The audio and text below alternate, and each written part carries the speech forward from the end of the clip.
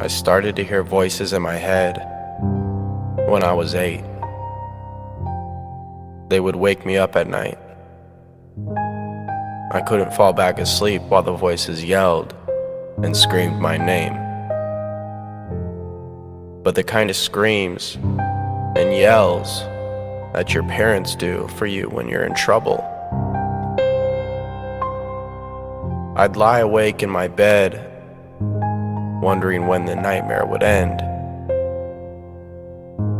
This went on for many years, and my parents told me it wasn't real, that I didn't need help, and I should just snap out of it. But it didn't work. How do you explain schizophrenia to a kid who's 12? I thought everyone heard voices like me. Things started to change when I hit puberty, and everything was fine. I had a new way to hide the voices inside. Marijuana and alcohol were my new best friends. Started smoking stress off of a tin can. Run out of the store with 30 beers in my hand.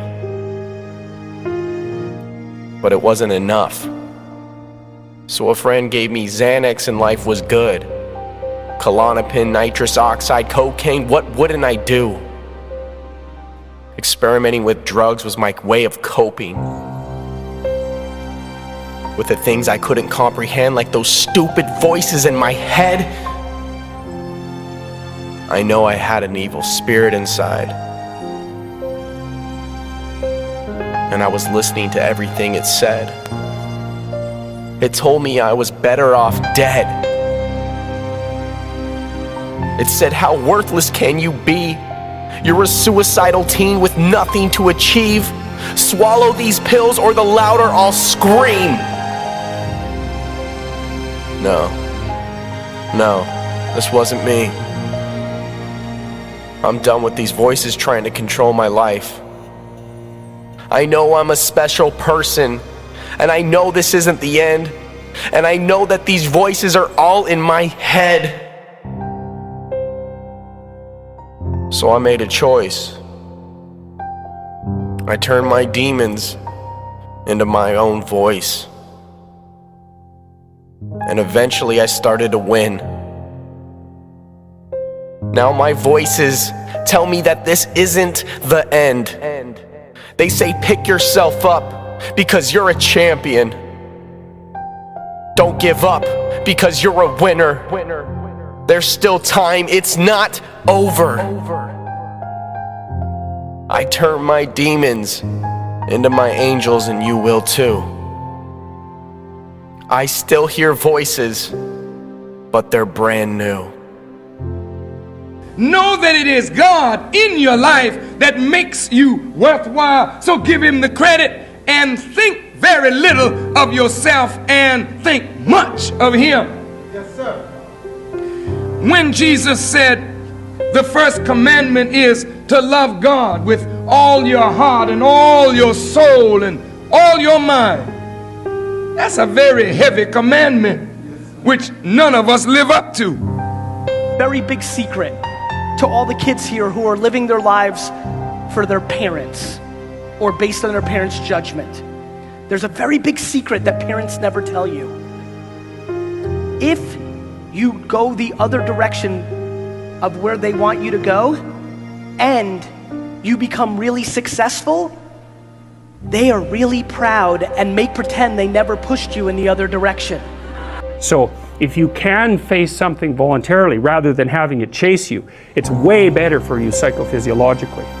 So that's partly why, well, it's worthwhile to go find the dragon in its lair instead of waiting for it to come and eat you. So, and especially when you also add the idea that if you go find the dragon in its lair, you might find it when it's a baby instead of a full-fledged bloody monster that is definitely going to take you down. There are think tanks on the left and on the right.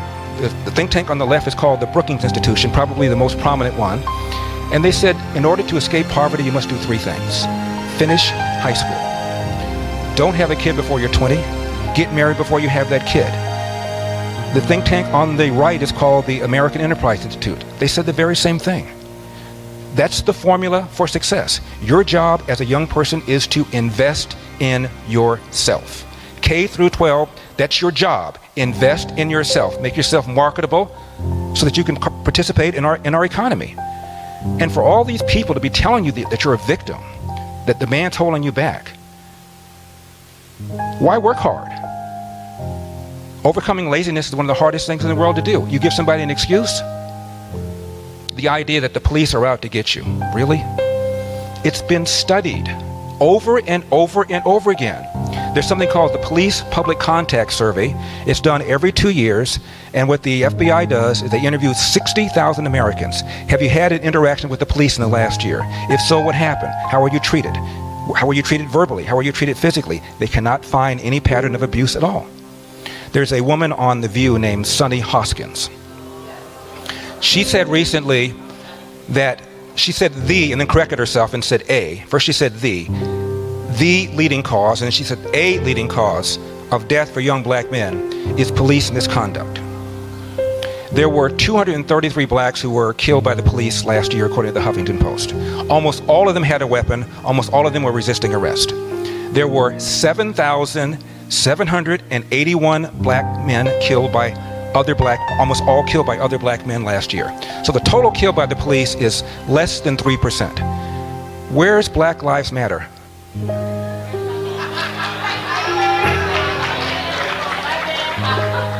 Chicago is a third white, a third black, and a third Hispanic.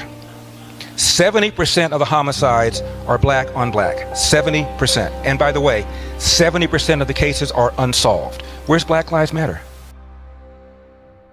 Don't sacrifice who you could be for who you are, which means if you have to choose to transform in a positive direction or maintain your current position, then it's better to transform in a positive direction. So you might even think of that as the core of your being. That's a Piagetian idea. It's a Jungian idea as well.